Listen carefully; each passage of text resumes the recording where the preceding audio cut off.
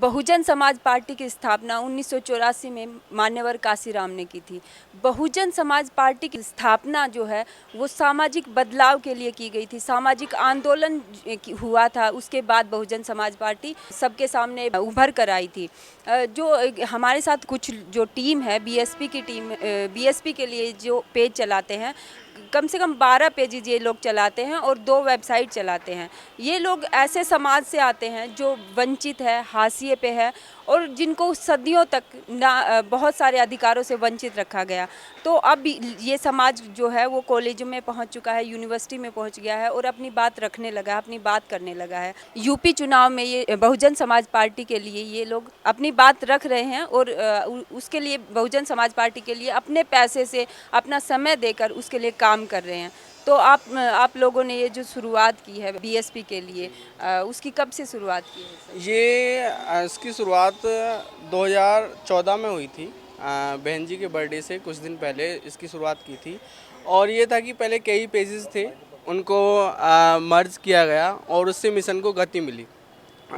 जो कई साथी हैं, कुछ लेआउट पोस्टर्स बनाते हैं, कुछ कंटेंट्स करते हैं और वेबसाइट से ये और सोशल मीडिया से इतना हुआ कि जैसे समथिंग व्हाट्सअप है तो व्हाट्सअप 256 रील्स होती है ही, तो उसको शेयर किया, व्हाट्सअप पे शेयर किया तो शेयर करने के बाद में 256 लोगों तक वो पहुंचता है और उसमें वो और लोगों को शेयर करते हैं, तो इससे पेजेस और रीच काफ़ी बढ़ी और बहुत सहयोग मिला। अब तक 12 पेजेस हम लोग चला रहे हैं।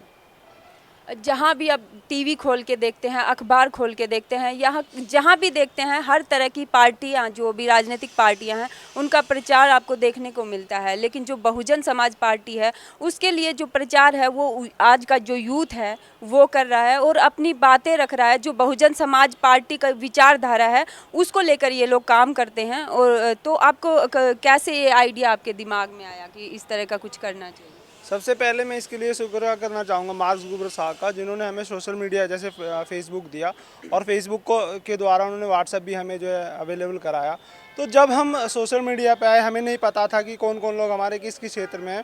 बेसिकली हम ये समझते थे कि जब हम यूपी से हैं तो यहीं पे लोग जो है एससी कम्युनिटी के, एसटी या ओबीसी कम्युनिटी के लोग रहते हैं। लेकिन जब हम बाहर के लोगों से जुड़े, महाराष्ट्र या एमपी से, कई सारी जगह से जुड़े, फिर हमने शुरू में देखना शुरू किया, जैसे कि सुधीर कुमार जाटव हैं, बहुत सारे लोग हैं, उनसे हमने उनकी पोस्टें पढ़ी, सीखा, उनसे फिर लिखना हमने सीखा।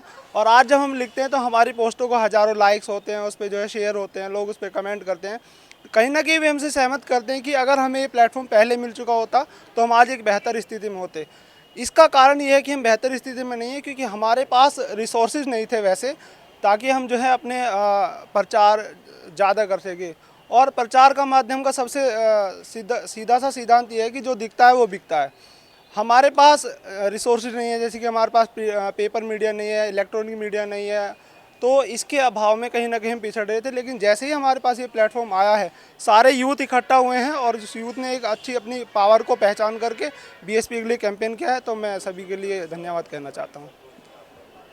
इसमें जो आपके प्रचार आप करते हैं, बीएसपी का पेज चलाते हैं, उसमें सभी जाति और धर्म के लोग हैं या कि कोई विशेष जाति के लोग? नहीं, बिल्कुल सभी जाति और धर्म के लोग हैं और मुख्यतः हम अपने लोगों को जागरूक करने का काम करते हैं। और जैसा आज की डेट में आप देखते आ रहे हैं कि इतनी मीडिया है और इतना भेदभावपूर्ण उनका रवैया है कि सच्चाई कुछ होती है, दिखाते कुछ और हैं। लेकिन हम अपनी सोशल मीडिया के माध्यम से अपने लोगों को जागरूक करते हैं और उन्हें बिल्कुल धरातल की स्थिति से अवगत कराते हैं कि सच्चाई ये है। अब जैसे माननीय बहन जी की रैलियों की भीड़ नहीं दिखाते हैं, हमें बहुत दुख होता है। अब जाकर जब सोशल मीडिया पर इस बात पर हमने आवाज़ उठाई है, उन्होंने मुझे बाध्य हुए हैं दिखाने के लिए माननीय बहन जी की भीड़। वहीं फैसला हो जाना है कि किसकी सरकार बनने जा रही है और कौन जो है झूठी भीड़ दिखाकर और पेड भीड़ लाकर जो है यहाँ पर जुमलेबाजी करते फिर रहे हैं। सोशल मीडिया एक ऐसा प्लेटफॉर्म उभर के आया है जिसमें सबको अपनी बात कहने का हक है, सब अपनी बात लिखते हैं, सब अपनी बात लिख रहे हैं। इस एक मिशन इन लोगों ने बनाया है जो बाबा साहब की विचारधारा है, जो डॉक्टर अंबेडकर काशीराम की विचारधारा है, ज्योतिबा फुले की विचारधारा है, उसको ये लोग लिखते हैं, उसका प्रचार करते हैं और उस विचारधारा को पूरे विदेशों तक इन लोगों ने पहुँचाया है। और जो टीम है इनकी, पूरे देश भर के लोग जुड़े हैं और विदेशों के भी लोग यहाँ पे इस टीम का का हिस्सा हैं और इस टीम पे में काम कर रहे हैं। तो आप जो ये काम कर रहे हैं उसकी उसका क्या मकसद है उसमें आप? और सबसे पहले तो मैं सारे दर्शकों को अपनी तरफ से एक जय भीम बोलूँगा, और आप लोग नेशनल दस्तक को और बढ़ावा दें, जितना बढ़ा सकते हैं बढ़ाएं। और आपने जो सवाल पूछा मैम कि हमारा मेन मोटिव क्या है, हम चाहते क्या हैं, तो हमारा मेन मोटिव यही है कि जो भारत में बहुजन राजनीति है, मतलब दलित, माइनॉरिटी और पिछड़ों की जो राजनीति है, वो जितना सशक्त हो सकता है उतना सशक्त हो, मजबूत हो, और इस देश का जो प्रधानमंत्री बने आने वाले समय में वो भारत के समाज का हाशिए का हिस्सा हो और शोषित वर्ग का हो। क्योंकि भारत का संविधान जब बन रहा था तो बाबा साहब अम्बेडकर के बारे में एक बात कही गई थी कि भारत का संविधान सबसे अच्छा वही बना सकता है जो भारत के सबसे वर्ग के और समाज के सबसे निचले हिस्से का होगा। तो हमें या हम जैसे सारी यूथ को यही लगता है कि भारत के जहाँ पे एक शोषित वर्ग का बड़ा हिस्सा है, जिसकी जनसंख्या का बड़ा हिस्सा शोषित वर्ग है, वहाँ पे सबसे अच्छे नेशन डेवलपमेंट के प्रोग्राम और भारत के संविधान को ध्यान में रख के इस देश को सबसे ज़्यादा आगे की ओर और सबसे अच्छे से जो रन कर सकता है और समाज के सबसे निचले हिस्से का निकला हुआ संघर्षरत व्यक्ति ही कर सकता है। तो हमारा मेन मोटिव ये है कि मान्यवर कांसीराम का सपना पूरा हो आने वाले समय में, हम इस देश को बहुजन से, एक सच्चे बहुजन के बीच से देश का एक हुक्मरान बना के दे, जो इस देश को बहुत आगे ले जाए, जो लोगों की अपेक्षाओं के परे हो। जैसे कि जब हम जिन्हें अपने लीडर मानते हैं, कुमारी बहन मायावती जी को, जब उनको एक बार बहुमत में शासन मिला तो उन्होंने उत्तर प्रदेश को वो सब चीज़ें दी जो विश्व स्तर पे नापी जाती है। उसके पहले शायद वो अकल्पनीय थी यहाँ के लोगों के लिए, लेकिन उन्होंने दिया। तो हमें लगता है कि अगर हमने बहुजन के बीच से एक सच्चा बहुजन हमने अगर शोषित वर्ग से प्रधानमंत्री दे दिया तो देश में जो चीज़ें आएंगी वो लोगों के लिए अकल्पनीय होंगी। सोशल मीडिया के जरिए इन लोगों की ऐसा एक उद्देश्य है कि जो देश को है वो मजबूत प्रधानमंत्री और एक ऐसे समाज से प्रधानमंत्री दिया जाए, या देश को एक ऐसा वर्चस्व जिनका कुछ जातियों का रहा है देश पर, उससे हटकर ऐसे समाज से लीडरशिप आए जो हाशिए पे है, जो वंचित है, जिस पे सदियों से शोषण हुआ है, जिसको पढ़ने नहीं दिया गया है, जिसको स्कूल कॉलेज तक पहुँचने नहीं दिया। लेकिन अब वो लोग आगे बढ़ पाए हैं। जो बाबा साहब ने जो लोकतंत्र बनाया, लोकतंत्र लागू होने के बाद उनकी हिस्सेदारी बढ़ी है और उसके बाद वो लोग कॉलेज जाने लगे, यूनिवर्सिटी जाने लगे हैं और अब उन्होंने अपनी बात रखनी शुरू की है। सोशल मीडिया एक अच्छा प्लेटफॉर्म उभर कर आया है सबके लिए, उसमें सब अपनी बात रख रहे हैं और अपने विचारों दूसरों तक पहुंचा रहे हैं। तो आप लोग जो ये काम कर रहे हैं वो कब से कर रहे हैं, कितने टाइम हो गया और किस तरह से ये आप मैनेज करते हैं सब? जैसे BSP.com/BSP फॉर भारत है, वो हमने 2014 के लोकसभा इलेक्शन से पहले बनाया था, बहन जी के बर्थडे से पहले। तो तब से ही कर रहे हैं, काफ़ी लोग उससे जुड़े हैं। जैसे कि अभी बता रहे थे कि लंदन, USA और डिफरेंट स्टेट से, जैसे गुजरात से, जम्मू कश्मीर से, राजस्थान से, तमिलनाडु से, उत्तराखंड से, यूपी के विभिन्न क्षेत्रों से हमारे साथ साथी जुड़े हैं जो कंटेंट राइट करते हैं और साथ साथ ग्राफिक्स बनाते हैं। और साथ साथ जो जैसे प्रेस कॉन्फ्रेंसेस होती हैं बहन जी की, उसमें जो मेन पॉइंट्स हैं उनको हाईलाइट करके हम पोस्टर्स बनाते हैं।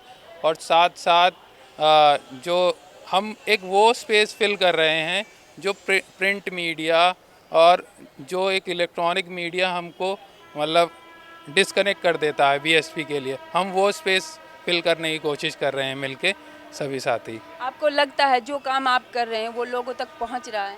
बिल्कुल पहुंच रहा है। जैसे कि मैं बताऊंगा को आपको, जो हमारी पोस्ट रीच है, पोस्ट एंगेजमेंट है, वो अराउंड 20 लाख पर वीक है और कभी कभी उससे ज़्यादा भी हो जाता है। तो एंगेजमेंट इतना ज़्यादा है तो slowly we are doing better और अपने रिसोर्सेज हैं, अपने आप से कर रहे हैं, सेल्फ मोटिवेशन से कर रहे हैं। तो धीरे धीरे अच्छा ही हो रहा है और साथी और जुड़ते जा रहे हैं तो और अच्छा करने की कोशिश है। तो बहुत लाखों में लोग जो हैं वो इनको फॉलो करते हैं, इनके विचारों को पढ़ते हैं। बाबा साहब के जो विचार ये लोग लिखते हैं, जो लोग ये बोलते हैं, उनको पढ़ते हैं और इनसे मोटिवेशन उनको मिलता है।